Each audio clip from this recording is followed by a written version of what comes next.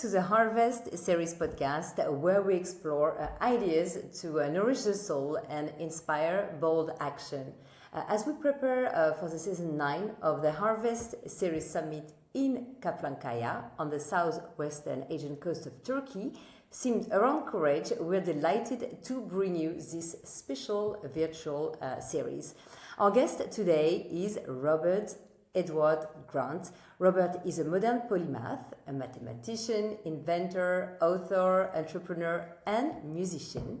His work uniquely bridges science, art, and spirituality, uncovering hidden patterns that connect diverse fields from geometry to biology, from ancient wisdom to futuristic technologies.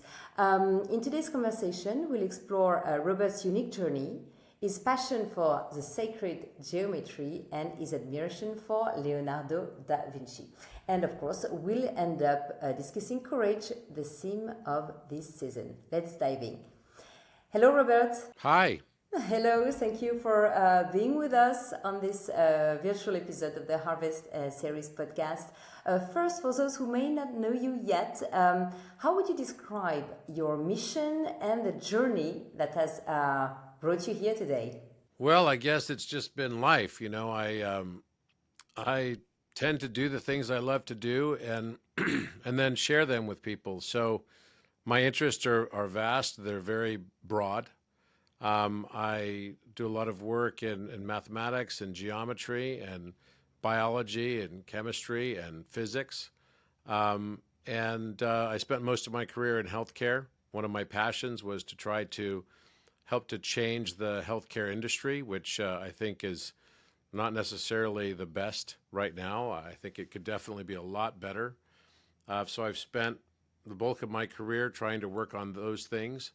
I'm also an artist and a sculptor, and I've written several books, and one of them is called Philomath, and the other is called Polymath, and I have a new one coming out, Philosopher, that'll coming out just before Christmas.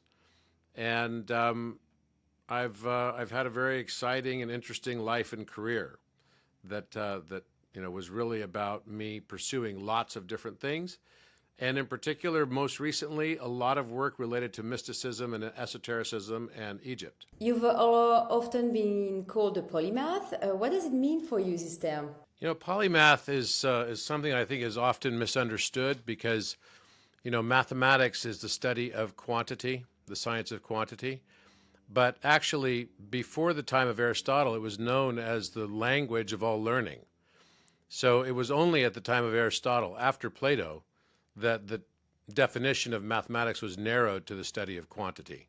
So poly simply means many, and mathematics actually historically meant learning. So many learnings is a polymath. So people like Leonardo da Vinci, René Descartes, Johannes Kepler, even Albert Einstein, as well as several other notable figures throughout, scholarly pursuit throughout history have been polymaths. Plato would also have been a polymath. But now more and more people are more specialized.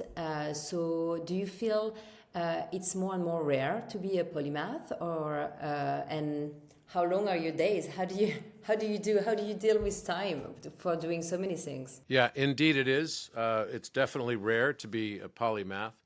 And that's largely because of the way that our education system is set up. Our educational system is set up such that we, want to move everyone into something that's more like a hyper-specialization.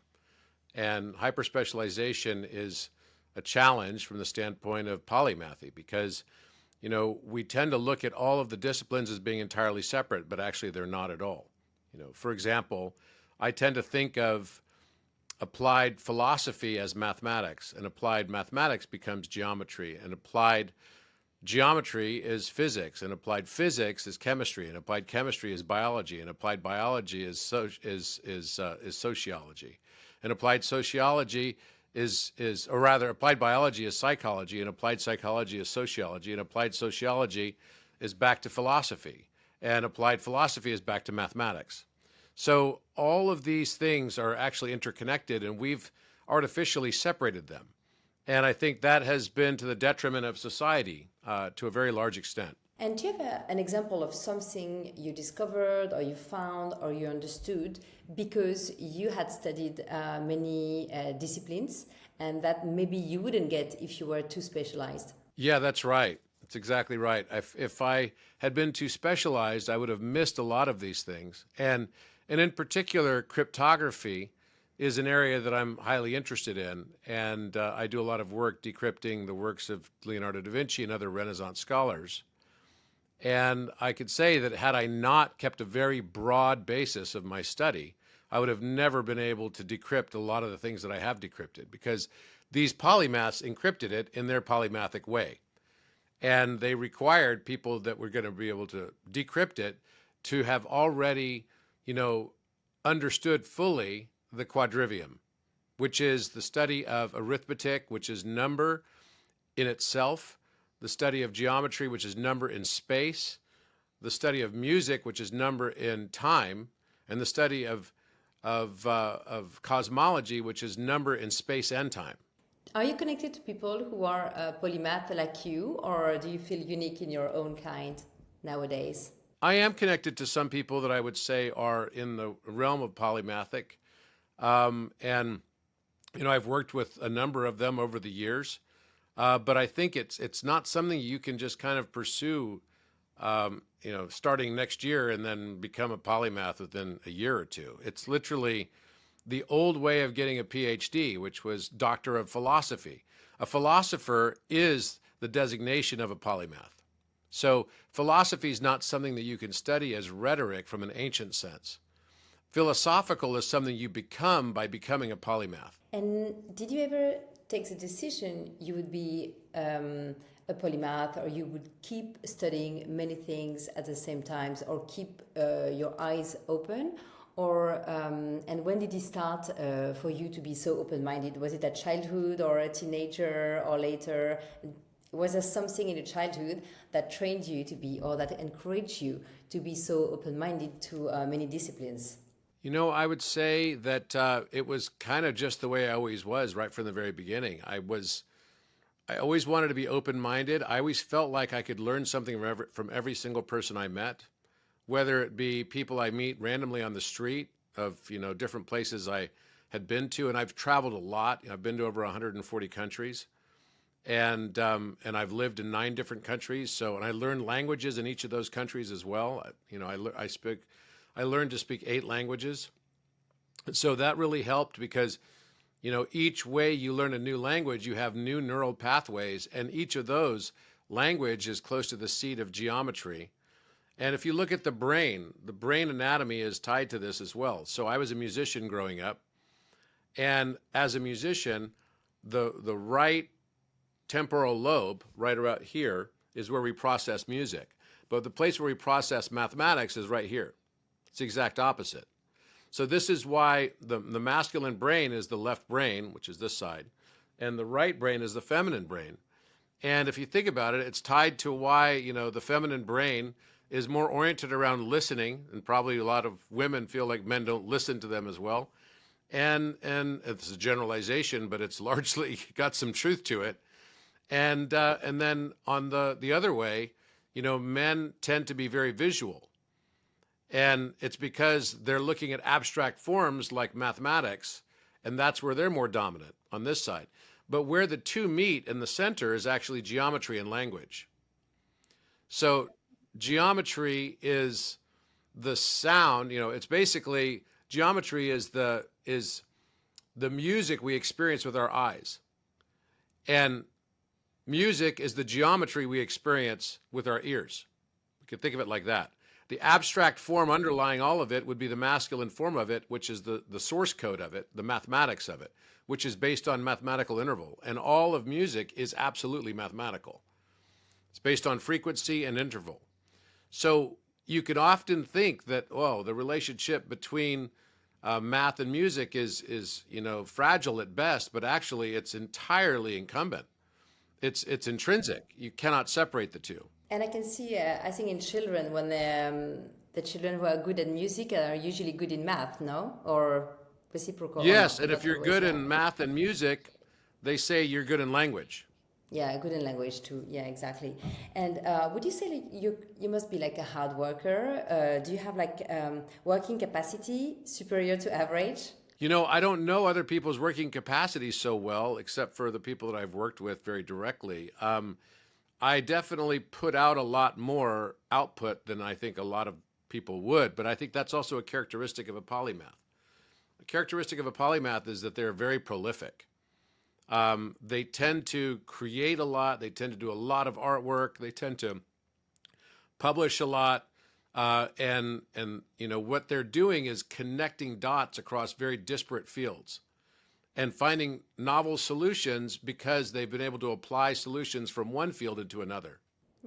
And science and spirituality often seem disconnected. They haven't always been, but today they seem a little bit disconnected. How do you reconcile them, and why is it important for you to bridge these worlds? Science and spirituality. I think, you know, this is one of the things that we tend to believe are totally separate, but actually they're not separate at all, right? Science and spirituality are directly connected one to another. And this is so important because I fundamentally believe that the doorway to higher spirituality is by achieving a balanced mind and brain.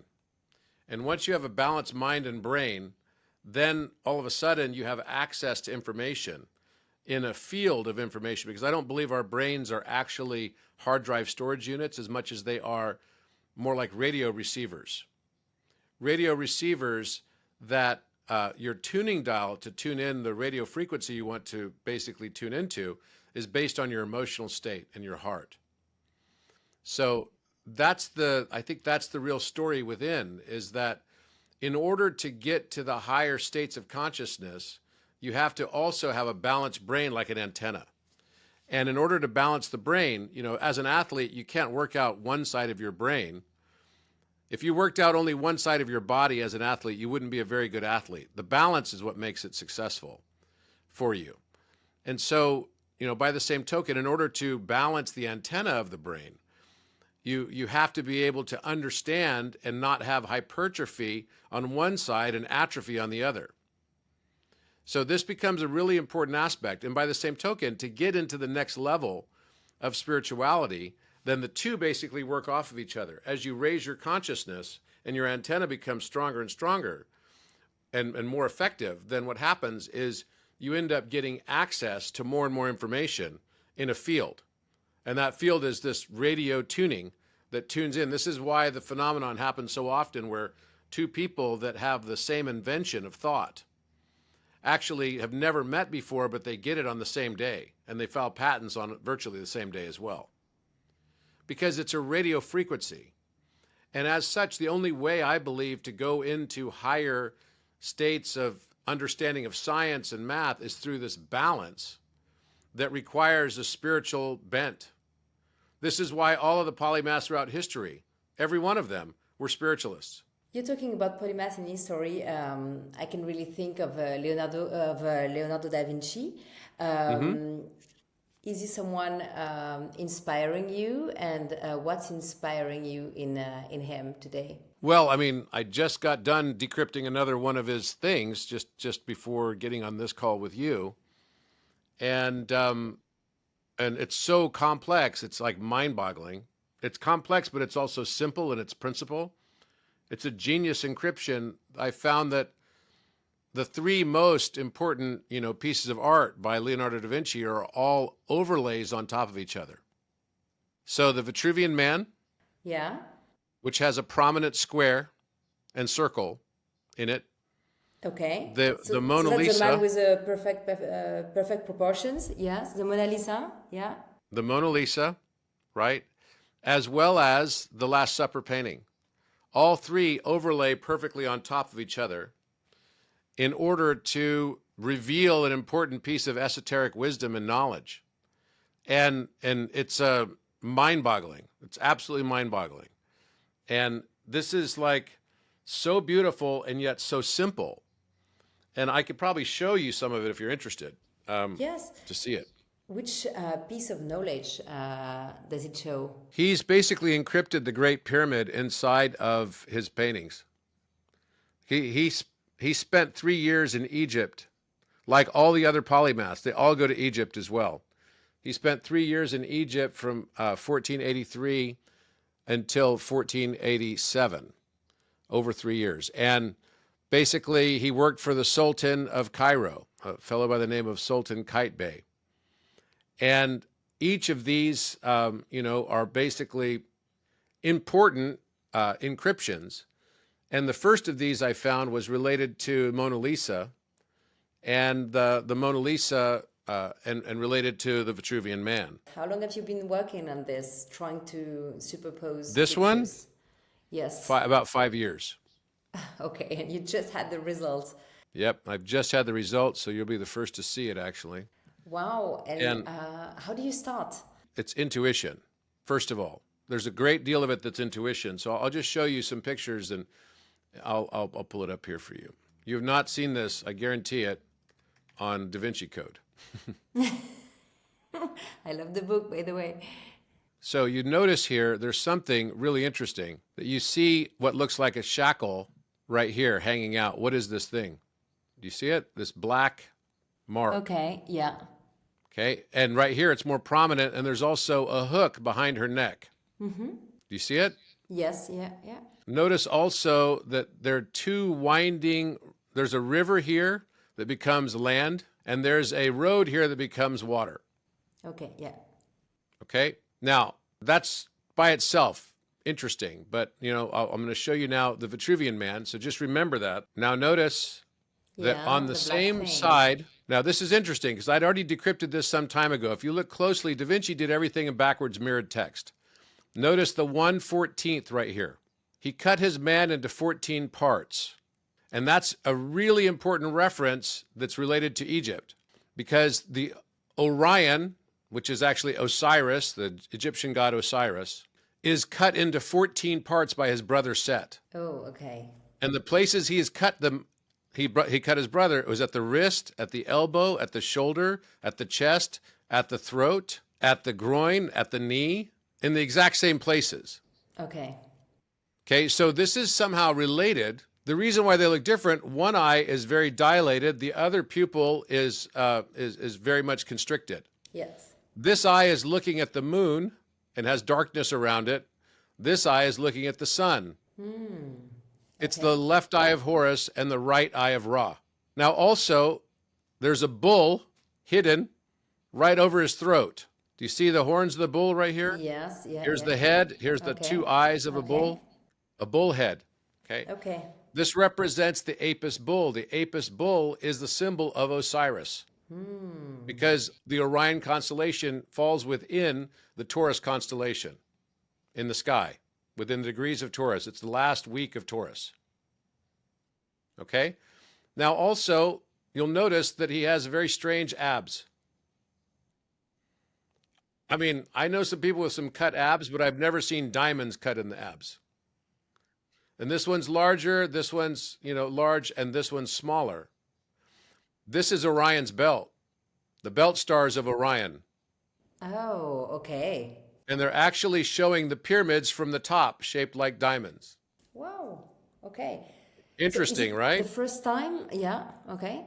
Yes, this is all stuff. I mean, I have it in my television show, Codex, which is on Gaia that you can watch. But basically, there's so much more encryption to this. And then the shape of his chest is also bizarre, because this is matching the exact shape of the king's chamber. Okay. All of the paintings after 1482 are all encrypted with Egyptian symbology, and they all overlay on top of each other. So let's look to see. Notice there's a shackle on this arm. There's another line right here that shouldn't be there. And it looks like there's a broken shackle done in invisible ink right here. Okay. Now, you follow what I'm saying? So now let's see what we can show. And now you're going to show me the Last Supper, and there is the same stain at the same place. Even better, even better. Okay, so now if we take the Last Supper and I do a framing on it, right, you're going to see that there is a rectangle of the Last Supper room right here. See this black rectangle?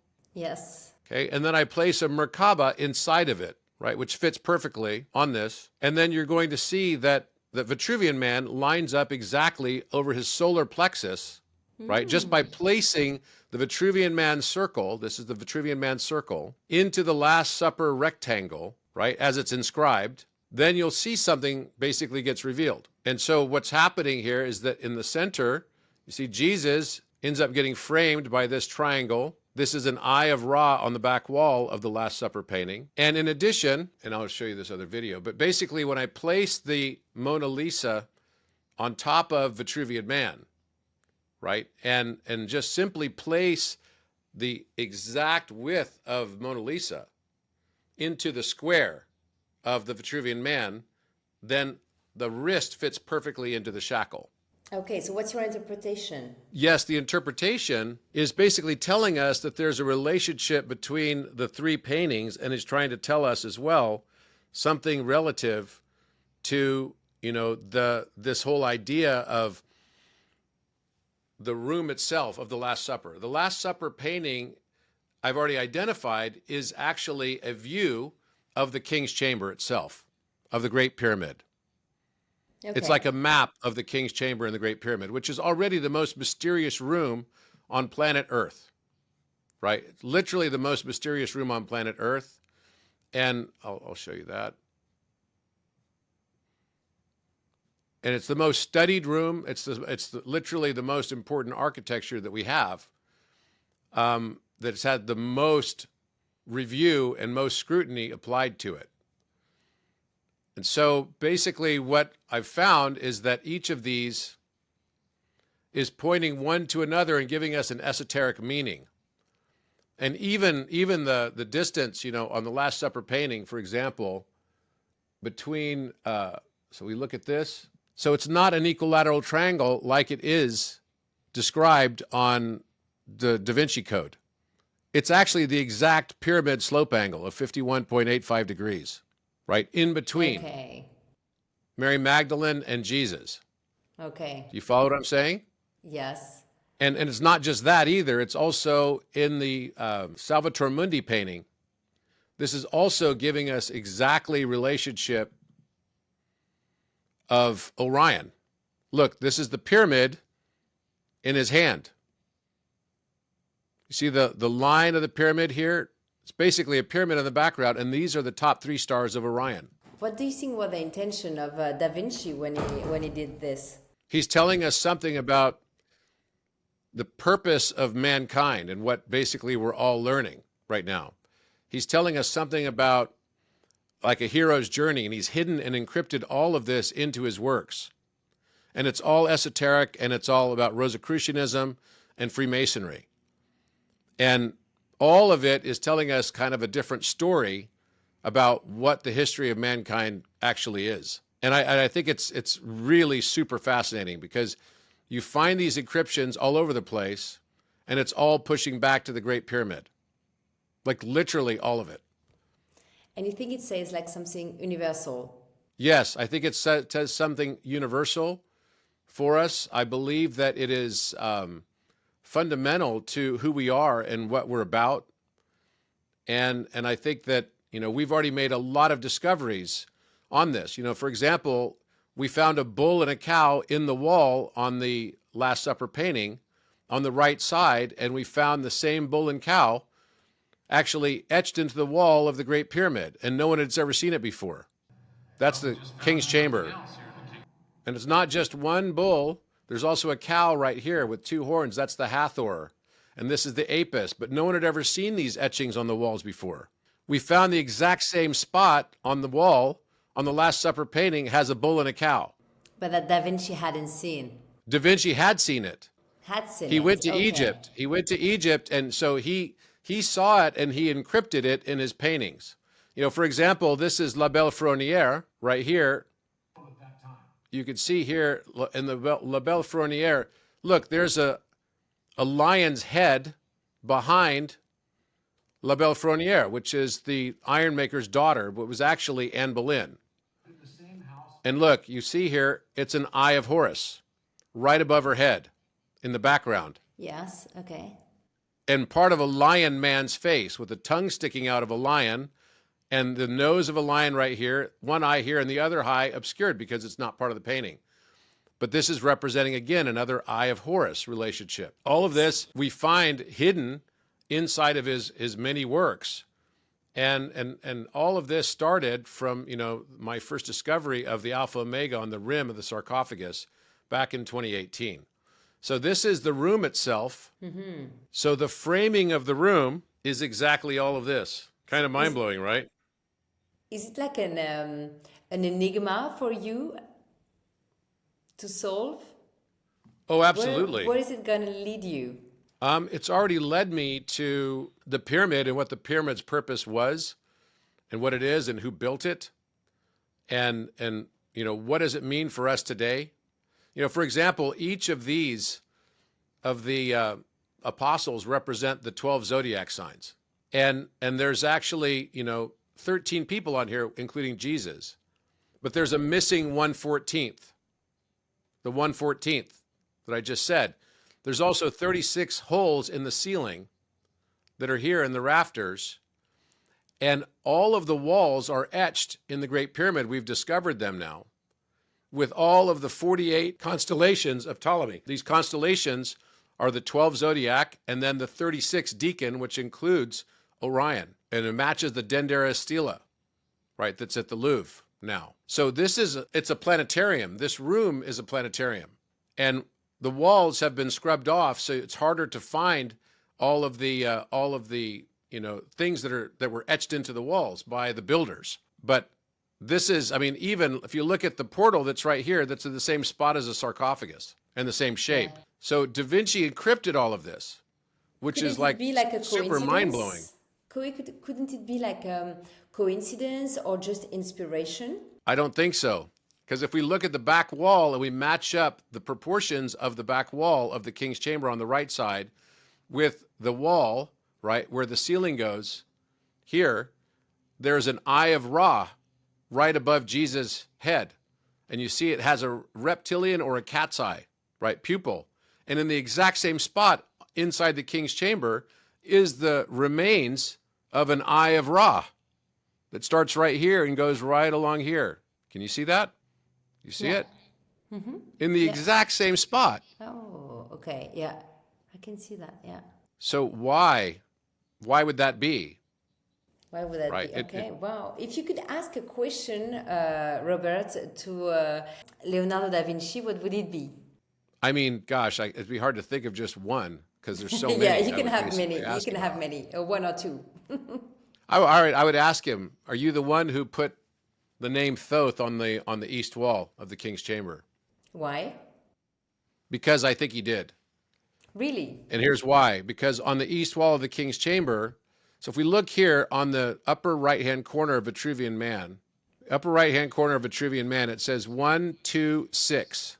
Now, it's got a page number on it, and this is backwards mirror text. So this is a B, and the B is pointing straight to it. And there was a fold line here like it's a page. Well, the Vitruvian Man was never in a book. So why is it paginated? Okay. The other thing is it says A1ON, which is aeon, which is the Greek word. If you take the 1 and turn it into an I, it becomes aeon, which is the Greek word for God. It's I think, therefore I am. You just reverse it. No way means I think. Aeon, the other way, the anagram, means I am. So the reference to the 1/14th, also very important. And so basically what we found as well is when we overlay the pyramid on top of this drawing, the exact location is identifying precisely each of the chambers inside the pyramid with each of these horizontal lines. And not only the chambers that already exist, but also the ones that we haven't yet discovered. But we know that there likely are because ground penetrating radar has shown this. So this is on the east wall of the King's Chamber is written 126 and the name Thoth, which is the same spelling in Italian, and because it's written in a Latin text, right? Then I have to ask, did Da Vinci do it? Okay, and you think he will say yes? I think he would say yes. So Da Vinci was creating connections and seeing connections probably where other people could not. How do you think that quality of creating connections and find solution can help us to find solution in today's world? I believe that, all of the things that Da Vinci was trying to show us was basically showing that humanity has the ability to be so much more than what it has been. And I think Da Vinci has led a life of an exemplar of that fact, right? Where, you don't have to be only a plumber or you don't have to be only a mathematician.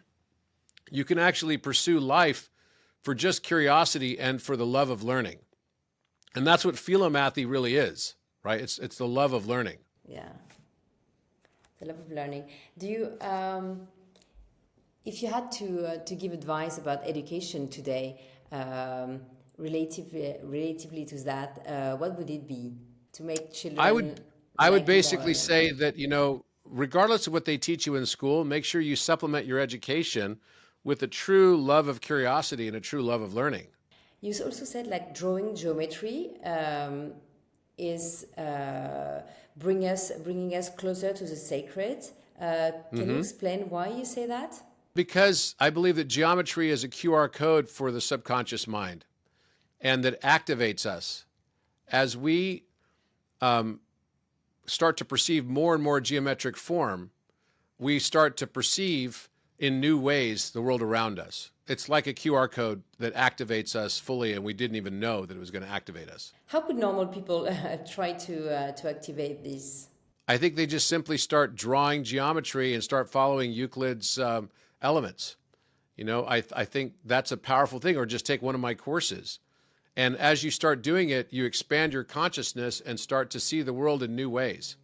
And by seeing it in new ways, you literally change. The way we change the world around us, in a practical sense, is by changing how we see the world. How to see geometry in nature, or how do you see special things or math in nature? I think realizing that, there is a hidden relationship between all of nature, and there's an underlying mathematics that connects all of it and is very, very beautiful.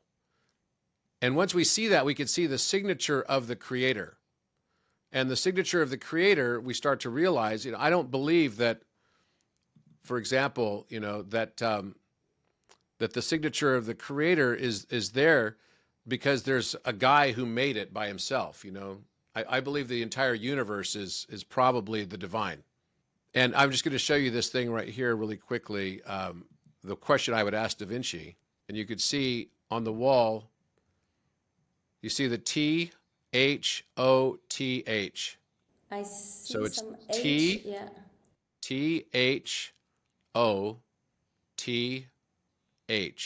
And then right here, it's 1, 2, 6. So it's not easy to see, but it's definitely there. And so I would ask him, did you do that?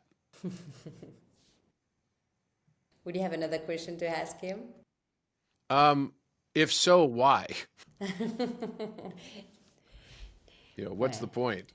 What's the point? Okay. And if you could answer something, or if you could have what's your next quest and the next enigma? What's the most exciting enigma you would like to discover? Well, I would say that, we've discovered that now the pyramid is, a planetarium. And I believe it's a spiritual ascension stargate that has other applications associated with it that we don't have a clue about yet. And I think that that's the thing that I'm putting my emphasis and focus on right now, because I think it's going to teach us something a lot about the nature of who we are and why we're here. And, there's a reason why Da Vinci did this, and not just Da Vinci, but all of the great polymaths throughout history. They all encrypted things that were akin to this and similar to this that, have become enigmatic to us all. And I'd like to understand, why. Why is that? Here's another example of his encryptions that I think is really fascinating. So if we look at the Salvator Mundi and place it upside down, we'll notice that the Great Pyramid's also encrypted in this. And this is the exact shape of the King's Chamber as well. Wow. Do you use AI in your research? I do now. I didn't before, but I definitely do now. Is it helpful? It is. It's very helpful. But, what's interesting about this is that this is the pyramid in both two dimensions because, look, this is the Eris edge. If you want to climb the Great Pyramid, you climb at the corner because it's only a 42-degree angle of ascent. If you go up the center of one of the sides, it's a 52-degree angle of ascent, 51.85 degrees. What he did by making this X the exact shape that he did is he actually encrypted both, because if you take the line from here and connect it to this line up here, so from here to here, that is the 51.85 degree angle. If you take this line, it's exactly the Eris edge of 41.85 degree angle, so 10 degrees less. And then the shape of the King's Chamber is exactly matching. So this is the King's Chamber right here, this little red thing. And it's exactly matching the shape that we see in the Salvator Mundi painting. Wow. And this is the Queen's Chamber right here, right underneath. So it's like, what? And this is the subterranean, comes down. I mean, it's so perfect. How in the heck did he know to do this? Right? It's astounding, actually. So what's your answer on this? I believe that he was giving us a much bigger purview into something in alchemy that's referred to as the Great Work. This is the Alpha Omega on the rim of the sarcophagus that I discovered in 2018. And there's a chi right here too. So it's chi. So it's Alpha, Chi, Omega. And that's not Greek writing. It far predates Greece. This is the Apis bull symbol, and this is the Hathor symbol. The shape of the hair of Hathor is this exact shape. So this is much more ancient than any of us have really a clue about. So I believe fundamentally, and I was able to predict. So there's the same thing. Now you can see the trace line of what it looks like. Interesting. Okay. I don't really see the 126, but the letters. Yeah. 1, 2, 6. It's harder to see the 1, 2, 6, definitely. But yeah, it's definitely there as well. So I think he was teaching us about esotericism. This is the picture of when you overlay and take the exact width of the Mona Lisa and put it on top of the Vitruvian Man, and the head fits right inside the circle, which is the circle is the symbol of the feminine. So the square lining up with the feminine, and basically when you place that, the foot and the hands are resting on the same kind of stool thing here. And when you do that, the eye of Horus, the left eye of the Mona Lisa, is right on the crown of the Vitruvian Man, and the head is perfectly crowned. And that shackle that was off on the side, where he had a broken shackle on the Vitruvian Man, it now fits perfectly over his wrist, like a lock and key. Okay. You see what I'm saying? Yeah. So this basically then led me to say, okay, what if I take the Last Supper painting and I place the circle and inscribe it within the rectangle that's formed from the Last Supper painting, and it's giving us something very esoteric that is related to brain hemisynchronization as well, which is pretty epic because, like, what in the heck? You know, I'm like mind blown by this whole thing because, and we can show it here. So now I'm just simply going to take the circle of Vitruvian Man and inscribe it within the rectangle of the Last Supper painting. And look what happens. So first of all, the windowsill of the Last Supper has a unique shape as well. Just looking at the windowsill part is giving us the name, the Hebrew name for God, which is Yod He Vav. Okay. So people have often wondered, what's the purpose of these windows, right? What is the purpose of these windows? And so, you know, Yod He Vav is showing up right there. But in addition to that, you have the Eye of Ra right up here. And right now, the sarcophagus is in the wrong place in the room. It was moved out of the center of the room. And it's supposed to be in the center of the room. And this is the exact proportion, this 2-to-1 rectangle is the exact proportion of the King's Chamber. So we're looking at the King's Chamber from the east wall, looking at the Last Supper painting. But actually, when we look at it from the top view, we're looking at it from the top, and the sarcophagus is exactly the same proportions as the frame of the window, vis-a-vis the room. So clearly he was there, he had a map. And I found the letters that he wrote to the Sultan of Cairo. These paintings are. These are the three most famous paintings and, artistic works by Leonardo in the world, and they're all connected. They're interconnected. Are you also interested into the religious aspect of this? Yes, absolutely. Because I think he hid this on purpose from the Catholic Church, right? So we start here with the Last Supper. So I start by adding the framing lines of perspective, right? So add the linear perspective architectural lines. And notice the 2-to-1 rectangle framing the chamber, the black rectangle, right? Now he's a geometer. Da Vinci was all about geometry. So now look, you saw the Last Supper. If we go back and we look at the framing, so if we look at this back wall, can you see there's like the frame of the window sill, right? And there's only on this side right here, and then there's a larger one on this side. So this is the Hebrew letter Yod. This is He, which means divine feminine. He is the word for Shekinah.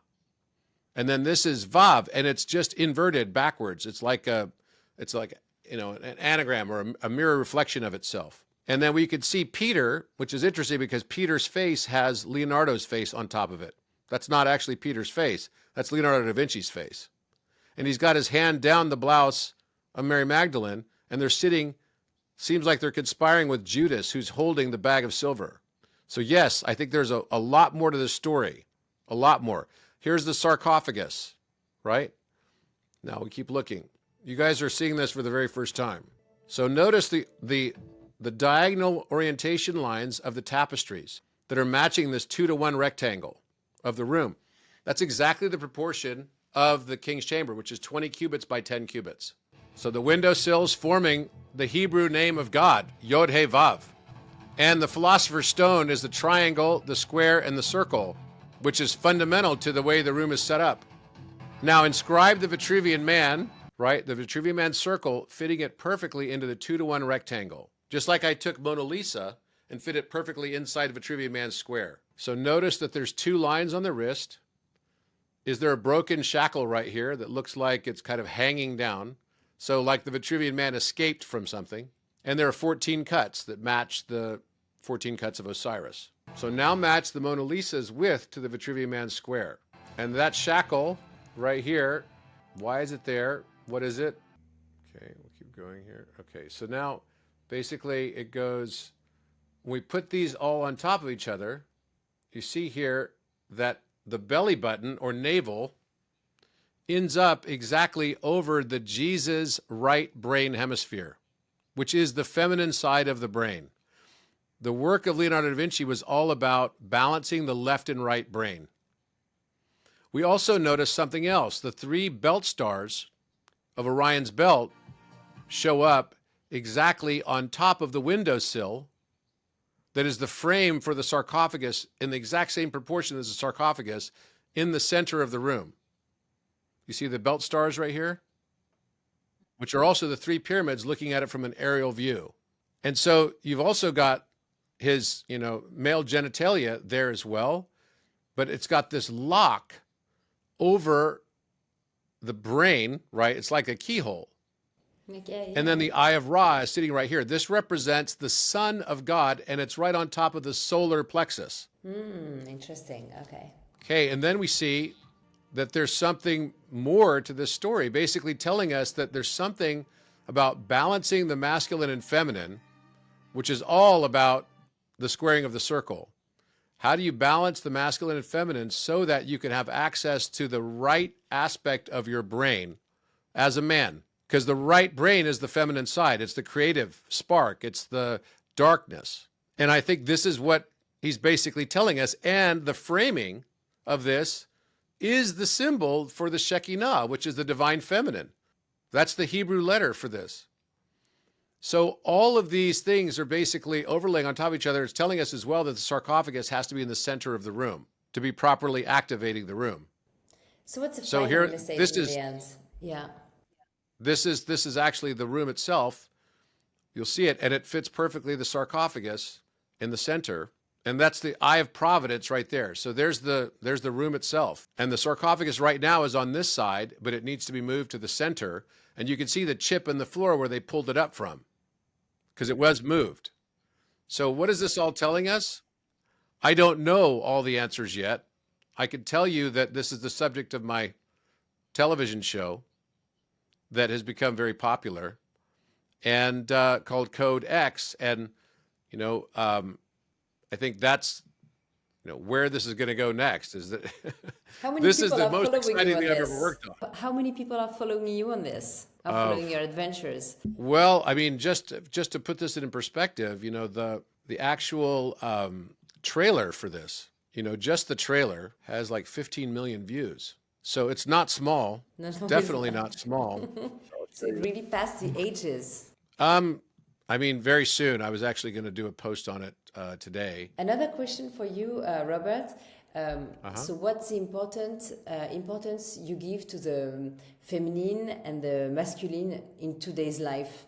I think that that's what's the issue of the world is we have an imbalance where we're not seeing equally with our left and right eye. The left eye of intuition is the feminine, and the right eye of rationalization is the rational thought, is the masculine. We've been in a society that's very much imbalanced towards the rational thought. We believe and follow the science and all of this stuff, but actually science is skewed. And it's, you know, we have these clinical trials that are all paid for by big pharma, and, you know, it's proven that the clinical trials are going to always go the direction of where the money is flowing. That's just how it is. So I think there's a lot of aspects of society that really need to be corrected by looking at society in a different way. You know, that's what I really believe. You've been a successful businessman too, and I guess you still are. Do you put more feminine? How do you put more feminine side into your business career? I definitely do. I put more feminine side into my business career just through my creativity. And I think that's an important aspect of life, of being able to recognize the importance of creativity and not necessarily being like everybody else. So yeah, you can see this got 15 million views just on this. So there's a lot of people following this now. So they're going to be happy to have your new finding, your superposition. Oh, yeah. You're going to share about your superposition. Have you been sharing? You were already trying to superpose. Yes, I've already shared the work of, you know, related to Mona Lisa and Vitruvian Man, but never on top of the Last Supper painting, which then if those two work, then that means there's another overlay I have to yet do, which is the Salvator Mundi, which is also going to prove that Salvator Mundi is not done by anyone other than Leonardo da Vinci. Because this was clearly all the esoteric wisdom stuff is hidden within it. And that's been a great controversy because the Louvre tried to bid for the Salvator Mundi, but lost against Mohammed bin Salman. And, you know, the most expensive painting in the world was $450 million, including commission. And so they wanted to impugn its integrity. After they lost the bid, they said, "Oh, it's fake. It's not made by Da Vinci." That's not true. I can tell you right now, it was definitely made by Da Vinci. Okay, so you already tried the superposition, I guess. Okay, and we're going to see a little stain on the left. Yeah, it'll be there. There'll be something, right? There'll be some connection point between them because Da Vinci connected all of them. And if you think about how genius it would have been to do all of that, wow. Wow. Robert, I think it's time to wrap up with our harvest of the day. You know, the harvest theme is going to be courage, and I wanted to ask you, what does courage mean for you? Courage to me is not the absence of fear, right? Courage is not the absence of fear. Courage is allowing yourself to feel the fear and still going forward anyway, not letting it control you. Was there a special moment when you had to show courage in your life, or a moment where you witnessed someone else embodying courage in your life? Yeah, I mean, I've had it many times. I've had to basically exercise courage many, many times in my career and life. And, you know, it could be something from as small as just making a good decision. You know, there's no right time to make a wrong decision. And you have to have the courage to basically make the right decisions based on what you know to be correct for your path. And you could have a lot of pressure from somebody or others in your world and life, relationships or otherwise, to do something that is not consistent with who you are. And you have to stay true to your own authenticity. The greatest courage of all is what is required to be entirely, radically authentic to yourself. And how do you connect to your authenticity? I connect to my authenticity by making sure that, I know where my true north is. I know what is important to me and who I am, and I won't do anything that is not consistent with who I am.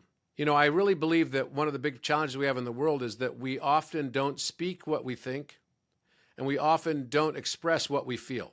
I believe ultimately for us to be able to awaken fully and to become enlightened, we must express every feeling that was left unexpressed, and we must speak every word that was not spoken but needed to be spoken. Okay. And that takes courage. Yeah, definitely. Definitely. Do you have a specific moment you have in mind? I have so many. Back in 2016, I almost lost my group of companies because I was attacked by a VC that had been a partner of mine and wanted to get control of my companies. And I had to raise $55 million in a day, and I thought it would be impossible to do it, to stay in control. And somehow I did it. And it took a lot of courage on my part to do it because I had to take a huge risk. I took the money at 3 times return in 18 months. So like beyond a shark loan. So for $55 million, you do the math on that. 3 times plus a 10% coupon is already, close to $200 million. So it was really a financial risk. And it ended well. It ended well.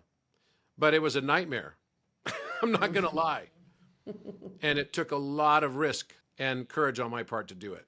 Okay. Well done, Robert. Robert, it's been a privilege to have you on the podcast today. For those who want to explore your work further, where can they find you, or on the TV Gaia, I guess, or learn more of your ideas? You could go to, you could follow me on Instagram, Robert Edward Grant. You could go to my website, robertedwardgrant.com. You can go to all my, my YouTube page, also under the same name. You can read my books or take my courses, which are all available on my website and on Amazon. And that's pretty much where I would say you could learn and follow this work more closely if you're interested. Fantastic. Thank you again for joining us on this special episode of the Harvest Series podcast. And thank you to our listeners. Stay tuned as we continue to explore the theme of courage leading up to the season 9 in Kaplan-Kaya. Until next time, take care and stay courageous. Goodbye, Robert. Thank you. Goodbye. Thank you. Thank you so much.